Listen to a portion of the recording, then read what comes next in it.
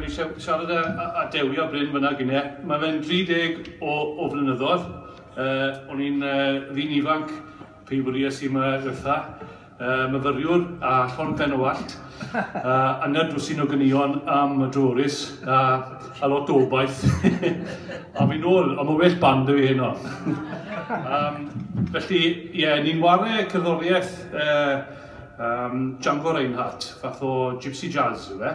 A byddai'n gwylio chi i'r aelodau mewn munud.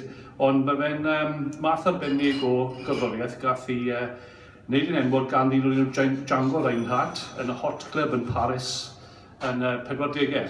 Felly mae yna rhyw dinc Ffrengig jazz iddo fe. A ni byddwn ni'n rhoi y driniaeth gypsy i ambell i gan traddodiadol Cymreig. Felly, na fe, gobeithio byddwch chi'n mwynhau e. Newn ni set fach byr nawr a cael egwyl. Fi'n credu bod nhw'n moyn i wneud 3 set i gyd. Felly ni'n mynd i ennill yn arian un o fes. A dechrau o hon, un o hon yw Minor Swing.